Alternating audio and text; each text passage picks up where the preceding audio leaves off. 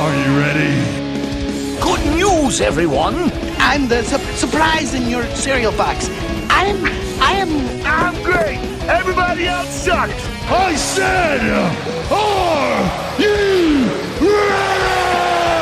Yes, sir, random kid I just met. It's Ciely. Hooray! People are paying attention to me. That's right. You're always blaming me. So, my reputation exceeds me. It's time to check the link. Oh, wait, you serious? Let me laugh even harder. You know what? You just made the list! It's all in football. Sure, we talk about it all the time. Really? No. Burn.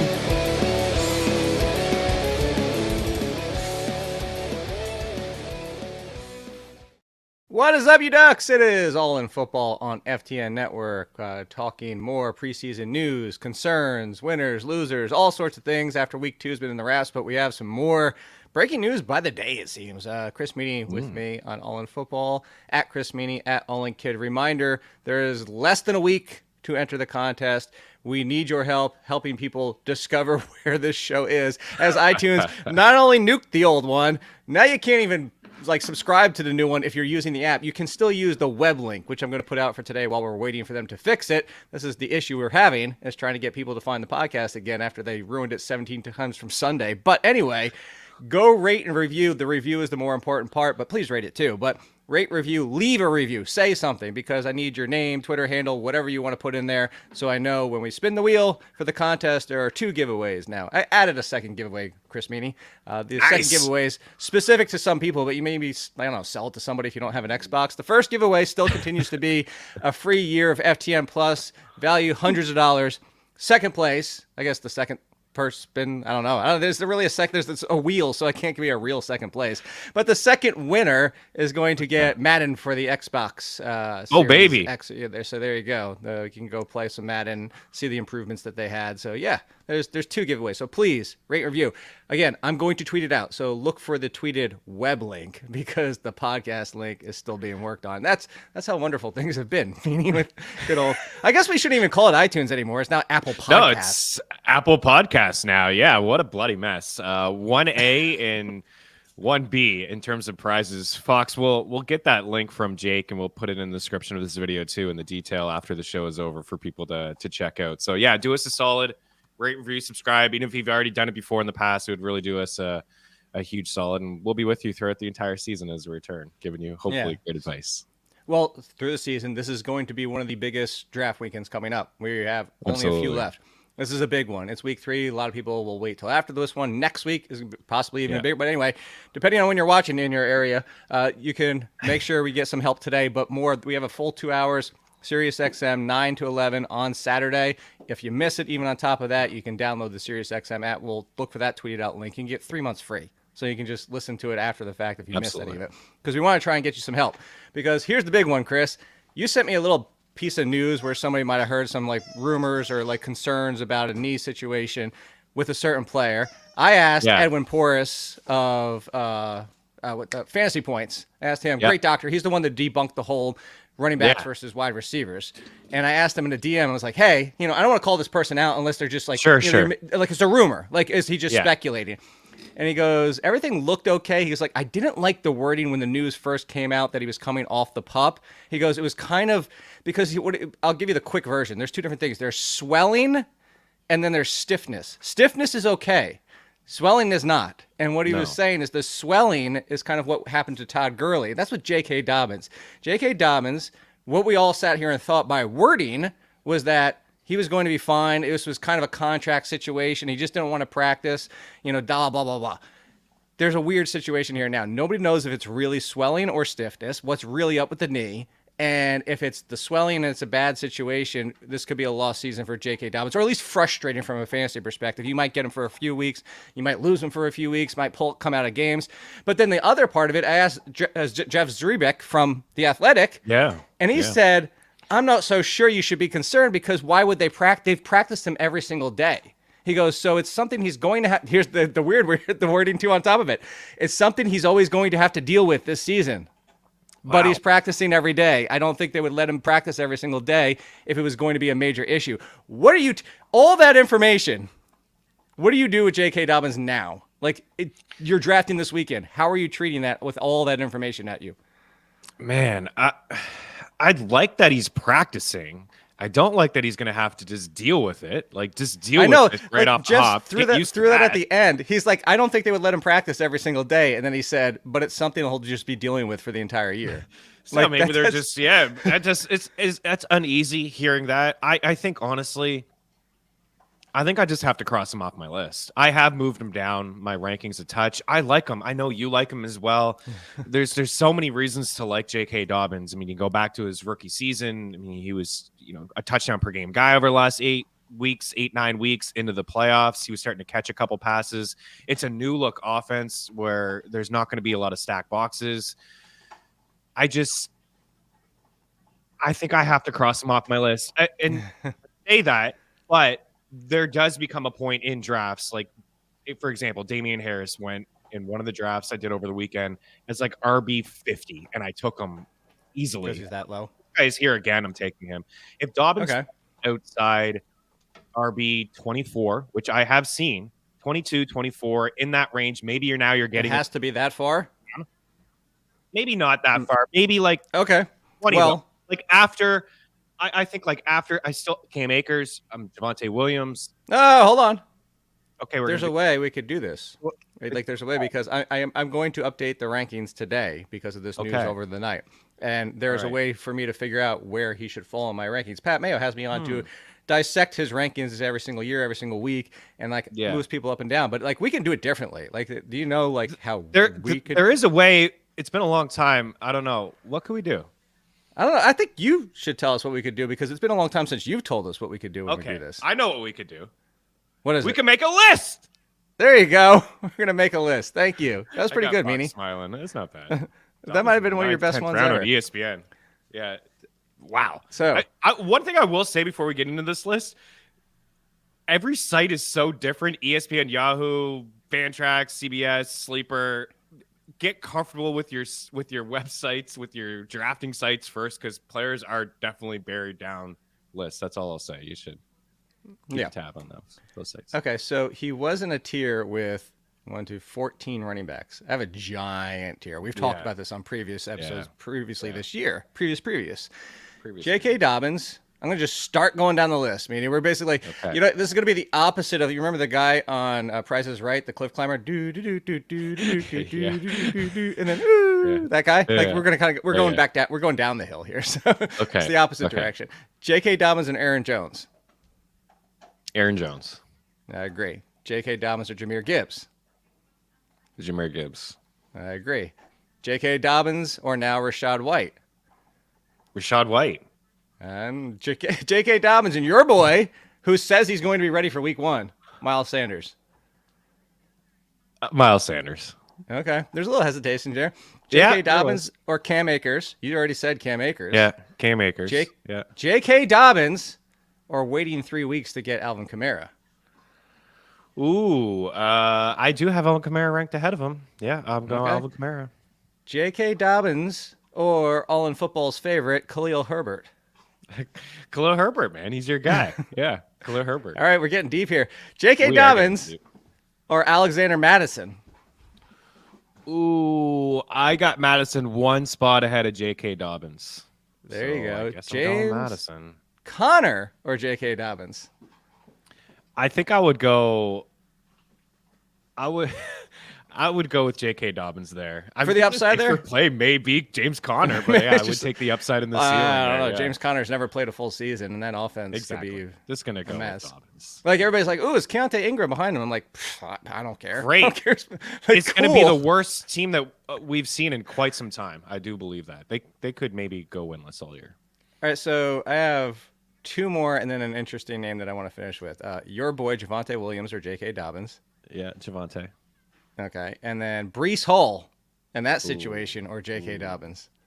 Ooh, I think I think I'll go J.K. I think I'll go J.K. there. Last one. One more. There is one more. By the way, I would probably stop with J.K. Dobbins right after Madison, so that makes him RB24, which is a massive drop from where he was. Exactly where I have him. I know. So I originally had J.K. Dobbins like RB13, and then Dameon Pierce jumped him. The clarity of Josh Jacobs jumped back up. Joe Mixon jumped back up. So that's why he kind of slid a few spots. But now he's massive drop. The last one, I told Lauren we weren't allowed to talk about him on Monday because you brought up his teammate. And you brought up Dameon Harris being hurt. And James Cook to the moon. James Cook has been terrific. You mentioned it way back when we talked James Cook that Pat Mayo was saying he's going to be a league winner. And my biggest argument to him and to you and to everybody was Dameon Harris is going to get all the goal line work. He's essentially Zeke for Ramondre Stevenson was Dameon Harris for James Cook. But Dameon Harris has still been banged up. He's still hurt. Yeah. And the options behind James Cook are question marks outside of Dameon Harris. I mean, we're talking about how old is Latavius Murray now at this point? But 77. James Cook, if he's going to get 15 to 17 touches per game, how far up should we have James Cook, Mr. Team James Cook, Chris Meaney? I have James Cook at 26. It's 2 spots behind J.K. Dobbins. Why do you hate James Cook? I don't know how higher I can have this guy. I've moved him up to kind of RB2 territory. Low end RB2, a solid flex play.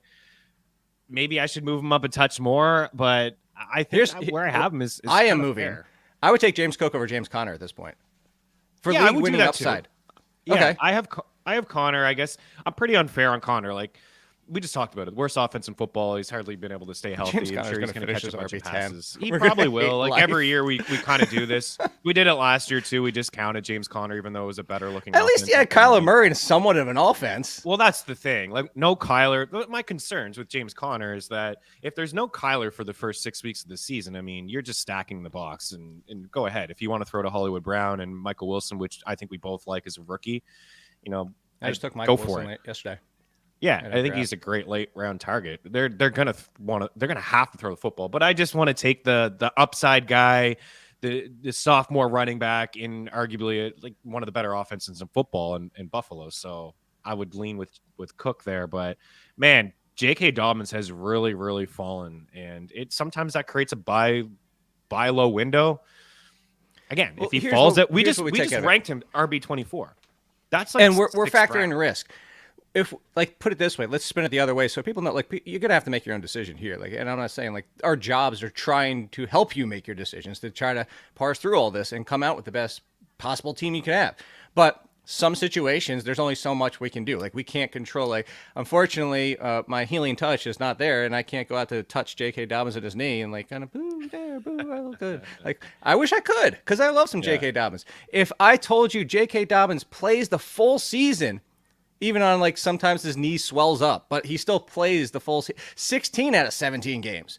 I would put J.K. Dobbins back at RB12. That's so when you're drafting, you have to factor in that risk. If you can get J.K. Dobbins, I would love to get J.K. Dobbins. I'm thinking around where the wide receivers are going and the running backs we just mentioned. That sounds like 6th round this year. If you can get him there, I think it's worth the risk. If you don't want to do it, that's fine. And if you want to take him 1 round earlier because you're just hey, I mean, could you imagine if he plays 14 games? That's fine. But we're kind of trying to point out how risky this could be.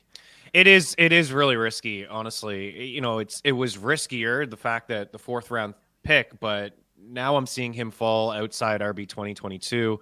A lot of the names that you mentioned are going ahead of him as well, which, I mean, we put them ahead of him, but he's still in that tier, and he has the upside to be, I think, a high-end RB2, but it's all about, your draft. How are you drafting? Are you avoiding running backs early and you're getting involved with running backs between rounds 5 and 8? J.K. Dobbins is probably not for you. If you start your draft with a Saquon Barkley or Nick Chubb and maybe you double down again and then you get wide receivers, all of a sudden J.K. Dobbins is it's he's there in the 6th as your 3rd running back. I think it's worth the risk then at that point, especially because he doesn't need a lot of he's already proved in his rookie season and when he came back from injury last year that he doesn't need a lot of touches to be successful in this offense. It's kind of like Eckler. It's kind of like James Cook. I think these guys are going to get 12 to 15 touches in high-powered offenses. They're going to rack up. Even Travis Etienne. He may get some 1st and 2nd down touches taken, goal line work, but give him 15, 16 touches inside the Jacksonville offense. He's going to be a solid option every single week. And here's for everybody that doesn't remember, including the playoff game at Cincinnati. This is his final stretch when he came back from the injury at the end of the year, where he averaged something like 13 yards a carry. I know it wasn't that ridiculous. Yeah. Just tongue in cheek. But for his career, I think he's like 5.6. I know. Well, in that stretch, I'm pretty sure it was like 8 or 7.8, somewhere around there, if I remember correctly. But 15 for 120, 13 for 125. Those are absurd. At Pittsburgh, at Cleveland. 12 for 59, 4.9 yards a carry. Bum. What the hell? Pittsburgh again, 17 for 93, and then at Cincinnati, 13 for 62. By the way, that's 8, 9.6, 4.9, 5.5, and 4.8 yards per carry. What a bum. But give him some more touches. He can't handle them, I don't think. Well, that's the thing. Is maybe the knee can't. So there's J.K. Dobbins. We did the Monday show, and we have gone on and on and on and on and on and on this offseason about Jahan Dotson everywhere. And the bandwagon is full. There are people hanging off the sides, trying to jump on. Yeah. There is no room left. We're adding cars as we can speak, and there's no room left. I'm saying it to say this, Meaney. There have been people on mine and our level of promoting Jahan Dotson. They're like, we're not the only ones. And like, even if you want to be like, hey, I was doing this as soon as the draft came around, like, oh, they didn't draft anybody. This is great. Sam Howell's second year, blah, blah, blah. Yeah. Even if you want to say like, there's people on Jake's level of Jahan. I'm saying this. It's gotten so absurd at this point where if I haven't drafted yet, I have a few drafts. I'm concerned I'm not going to get Jahan Dotson. This is why. We talk about every single year, don't buy all the risk. We're getting to the point now, if Jahan Dotson slips into the end of the 4th, early 5th, now I'm out. And I want to be, let me make this clear. I want to be in because I still think he could exceed that cost. I still think he has wide receiver 1 upside, but Terry McLaurin got hurt on Monday night. I know. And it's made this worse. And Dotson went off, and Howell was great.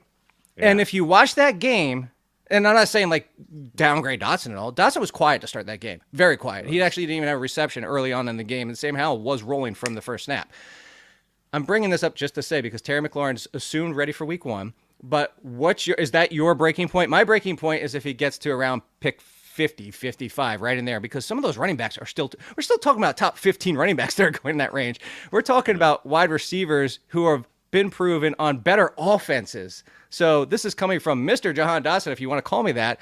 But at this point, if he's that high, it's time to pivot elsewhere for all the other sleepers we keep talking about.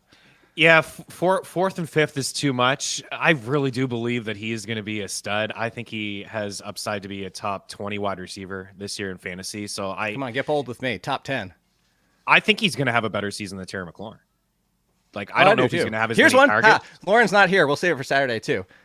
Jahan Dotson versus Calvin Ridley. Who has the better season? Oh, I think I lean with Ridley there. But those guys it's really close to me. Jay's saying not taking before the 6th. We're doing a slow mock right now at FTN where I took him in the 6th round. I took him ahead of Kirk, ahead of Ayuk, Deontay Johnson. Other wide receivers were still in the 6th round. It's super slow. Okay Michael Pittman, Hollywood Brown, Mike Evans are still on the board. Yeah, I took him. And it was before the injury. And yes, the toe injury, it could linger. He could be ready week 1. It really doesn't have anything to do with Terry McLaurin's health at the moment. Let me throw out 2 names. Yeah. Because the name in front of him, apparently I'm higher on than average. The name behind him, I'm lower on than average. But this is who I have him sandwiched between as of today. This is after Terry McLaurin, who Terry McLaurin's 4 spots behind Jahan Dotson for me. The spot in front of him, Chris Godwin. You take Chris Godwin or Jahan Dotson? I would take Jahan Dotson. Really? I'd still take Chris Godwin. I think Godwin's proven to be quarterback immune. Because now it's not quarterback proof anymore. Ever since COVID, it's quarterback immune. Fair. And I agree with that take. I think Godwin is probably the safer. He's up on his shots. Play. He's good. Yeah. He can play with anybody. Then directly behind him, because of the upside in this point in the career and now adding a 3rd option, I actually have him 1 spot in front of Keenan Allen. Ooh, okay. That's bold. Most people have this. Most people have Allen, Dotson, Godwin. It's still the same tier for me. Yeah, Godwin and Keenan Allen to me are identical. These guys are same tier. I project them the same. Both slot guys. I think obviously for me, I say obviously, but I would go a tick ahead maybe for Keenan in the offensive firepower. Yeah, give me another guy. Overall, no, this is overall. If it's on the board, I don't care about your first couple picks because this could go 18 different ways. Yeah. But if you are drafting an on the board in the 5th round, Joe Burrow or Jahan Dotson? Jahan Dotson. Yeah, I don't care about anything else. It's Jahan Dotson. Man, this guy's it just whatever. We're all on, we've been driving the bus. People are hopping on. There's lots of room. Who cares? Like we've already talked about all this. No, there's no room left. There's no, like jump on. We could try. We attached one of those freaking cruise ships, and there's still like people. Like, oh man, I just picture like one of the Fast 5 movies where they're just all on the train and everyone's just jump on the train, the moving train, and they're falling off, but just try to get on because it'd be totally. If it was a Fast and a Furious movie, there'd be like a jet flying through the open windows and like people Fair enough. Yeah, but we have talked about all the statistics. Like this guy missed time as a rookie and still was on par with a lot of the numbers from Terry. You mentioned more end zone targets and more end zone near the leaders in yards per catch and ADOT, and he's just a really good player. He's got great hands. He's shown that he can find the end zone. He's used in different ways. Yeah, but you're right. He's going to be, at the end of the day, when we look back from mid-August to the end of August, he's going to be the biggest riser, one of the biggest risers. We're talking 3-4 rounds here. He was a guy that you can get consistently in the 7th and 8th round. And now I just told you I took him in the 6th, and I felt like I reached, but you confirmed it. He's just a really good player. 5th rounder. Yeah. All right, so let's get a couple quick hitters in before we get out of here. Reminder again, please rate and review over on Apple Podcasts, not iTunes. And if you're struggling with the link, we're going to tweet out the link for the web. The web does work while we're trying to get iTunes. Just please, whatever. And you'll be entered in the contest. iTunes pissed me off, man. But sponsored by iTunes. Before we get out of here, I did a show yesterday for The Athletic, and there's somebody that I have moved up quite a bit. If you look at the names, he jumped. And this is somebody that you and I loved last year. 2 running backs we loved last year. 2 running backs fell into situations where we both sat here with Chris Meaney and said, these are the best running backs in those backfields. Be patient. One of them was Dameon Pierce. Dameon Pierce was terrific last year. By the way, his passing game, maybe not. He was 30 of 38 in the passing game. He caught 30 balls last year. People don't realize. And the concern was that he was going to not see third down this year. They brought in Devin Singletary, who has been proven to be the backup plan of their usage so far, with the Goombawale sprinkled in. And if week 2 is a preseason is telling us anything, which I thought it was a pretty indicative measure because he stayed out there not only with the first team the entire time, that being Dameon Pierce, he stayed out there on third downs. He was pass blocking. He was running routes. Dameon Pierce has said he's lost weight because of how far he's getting run down the field. Running routes. The dude is losing weight because he's running every single day. Dameon Pierce is a top 15 running back. Oh, that's exactly where I have him. RB 15. ETN, Jones, Dameon Pierce, Akers, Kamara right after. Why do you hate Dameon Pierce? I'm at 14. I know. I saw the comment there, and it was totally athletic, tongue in cheek with Mayo and company. It was when we said Jahan Dotson. Why do you hate Jahan Dotson so much? When you gave me the Godwin thing. Dameon Pierce, I agree with you. Like he is just, he's our boy from last year. Last year was all about opportunity. Prove it to us, and he did. He handled a full workload. He was great after the catch at times. He was great after contact. He's the only guy there. He's not the only guy there. You mentioned a couple guys, but Singletary's whatever. Like Singletary is not a guy that's going to really cut into a lot of his. Yeah, he's basically the only guy. And I do like what you mentioned with what is sneaky for him is the passing, the uptick in targets. He was a guy last year that I was taking as like over 1.5 catches plus money, like from a betting standpoint in the market. And this, we all know. I remember that this team's going to have to throw the football. Right. And there's some question marks. I like some of their weapons a little bit more this year, bringing Dalton Schultz. I know you like Nico Collins. You got Mechie on the squad, Tank Dell, Robert Woods. So there's more appealing options in the passing game. What up? No, it's not Barkley. This is Coda. Coda's first ever appearance on All in Football. There you go. Oh, Coda. See, she's a lot calmer than Barkley is. Barkley's a little bit of a savage, but it's just a little savage. Wow, thanks. That's a good term. It's a good term. Couple more. Are you concerned? John Mechie, 4th on the depth chart. Noah Brown ahead of him. And are we basically off John Mechie?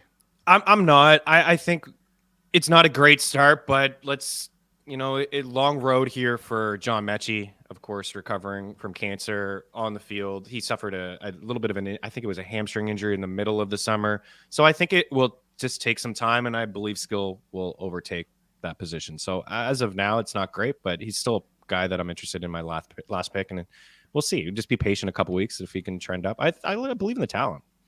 So here's one that I would take over John Mechie now at this point, and I love some John Mechie. I think people forgot how good he was in college, and just I mean, he was just their top option for that time. And there's like multitude of options through going through that school, but Josh Downs, and this is why. Josh Downs is wide receiver 3, which is the role that we wanted for Mechie. And wide receiver 3 doesn't sound great, but this is what I brought up before. When they drafted Anthony Richardson, I went back and I broke down like, okay, it's Michael Pittman, should be okay still as the number 1. Maybe not the ceiling we had hoped if he had more of a pure passer like CJ Stroud or whatever. But I said, if you look at Anthony Richardson's style, Josh Downs and that slot, it's almost kind of like a hybrid-y Juju Smith-Schuster / Tyler Lockett, not quite Tyler Lockett, because I don't want to put that word out there for Josh Downs. People are like, oh my God, Josh Downs is going to be top 25. But it's the style fits what Anthony Richardson hits well. And I think that's why Downs is more intriguing to me now than Mechie, especially because he's a starter. Mechie's not, as of today. But I actually think I like Downs more than Alec Pierce because of the style fit with Anthony Richardson. Interesting. Okay, man, maybe I got to look into that a little bit more. I think both of those guys are really good targets. I don't have a lot of shares of Michael Pittman. It's nothing against him. I just feel like the other guys in Downs and Alec Pierce are more crafty wide receivers, like in their route running ability. I find that they can get open a little bit more. I don't know what it is about Pittman. He reminds me of, he's a good wide receiver. It's like throw it up to him, he'll go and get it. He seems like a possession wide receiver for me. But the other guys I think are more crafty in their route running abilities and getting open. I've seen some highlights from Anthony Richardson. It's like, I don't know if he's just doing this, but he is just showing off the cannon. Like he's kind of scrambling around a little bit, doing a couple figure eights, and then he's just whipping the ball down the field and showing his arm strength. Like that's just not going to happen every single Sunday he's doing for those him. Madden passes where he rolls out, throws off the wrong foot back across his body. Back across. It's like, dude, that may work here in the joint practice with the Eagles, but that's not going to work every single Sunday. But he's another guy that's super free in drafts. Downs, and I do have more Pierce than Downs, but interesting take. We got to wrap this up. I know we're over, but for the podcasting and YouTubers, you're getting to enjoy it. Shout out to Canada. That's probably not seeing this at this point because they trimmed it up. But real quick before we get out of here, 3 tight ends. I love to finish tight ends with you. Like just that was poor phrasing, but we're going to do it anyway. There's 3 rookies. Sam Laporta. I was about to say Matt Laporta. Sam Laporta in his role. We've talked about before, but I want to bring these up because there's a third name now. So it's Sam Laporta. It's Luke Musgrave, who are both now in this conversation of like, it seems that people have cooled off a little bit of Dalton Kincaid, and now these 2 are deservedly in the same conversation. But it's Michael Mayer of the Raiders, who is stepping into a doubly vacated by Darren Waller and nobody else. What's his name? They got Hooper on the squad. Yeah, the one that signed with the Saints after the medical issue. Foster Moreau. Foster Moreau, yeah. And Mayer had his own issues, but there was just a piece on The Athletic that said he's coming along quickly now that he's out there practicing everything. So Mayer, Musgrave, and Laporta, do you have any interest in any of those in your typical 12-team half-point PPR? I've also moved Cole Turner up a touch, too. I don't know if I'm getting crazy. We're not going to be drafting Cole Turner or talking about him, but we may actually talk about him over Logan Thomas at some point this year. Yeah, in a dynasty league and deepest of deep. Deepest league. I have 4 tight ends. If you only play 1 tight end in a dynasty league, 4 is about your cap. Like, you really don't need to – like, 3 is probably good. You really don't need to keep – 3 is probably good. You don't need to have all these guys buried on your squad. Laporta, yes. I'm interested in Laporta. Just opportunity right away. We talked about this on the series show on Saturday with Jamison Williams. I mean, 6 weeks, already hurt, had been hurt multiple times over the past couple of years. Somebody has to step up. Remember, I asked you who's the number 2 in Detroit. It's like, is it Josh Reynolds, Marvin Jones, Khalif Raymond? Nobody cares. Like, it may just be Sam Laporta right off the hop, and he is explosive with the ball in his hands. We like the offensive line. So, yes. Michael Mayer, no. I don't know, like, how much volume can be there after – the consistent volume after Adams and after Jacoby Myers. So no on him. And Musgrave, I have moved to 20, but I just don't feel like this is a guy that we're going to be starting every single week with confidence either. Like, yeah, it's great. He's running a route 100% of Jordan Love's dropbacks. That's really great to hear. They also have another rookie tight end in Croft and other weapons on the squad. And I think they're going to slow the pace down and run with both running backs. So I probably just Laporta for me. And you know what? I've come around on Kincaid just a touch as well, but I can't be taking him a top 10 tight end. Basically, as a tight end, if you miss out on the top 6 or 7, just start taking Hail Marys. Take some upside guys. There's always going to be 1 or 2 off the waivers too. Surprise you have. But Jake Ferguson, there's one for the Cowboys. I've actually been getting a few pieces of Ferguson. And that's it for today. We will be back on Monday. Reminder again, if you are watching, still listening on the podcast, wherever you're listening, if you are already listening in the correct place, if somehow you've gotten through the iTunes mess and you're listening there and you haven't reviewed, drop a review in there, please, and then you can get entered into the contest. If you're listening on Spotify or anywhere else, head over there to Apple Podcast and drop a review and your name so I can put you in the contest for both giveaways, a year of FTN Plus, a free copy of Madden on the Xbox, and we'll be here on Saturday, SiriusXM. Download the app, 3 free months if you don't have it, so you can hear us, get you ready for drafts. There's like 2 more weekends before like everything's going to be done, and then we're going to be talking about the real week 1 of the season. Can't wait. I can't wait for it. Bring it. We'll be there. That's what she said. Peace.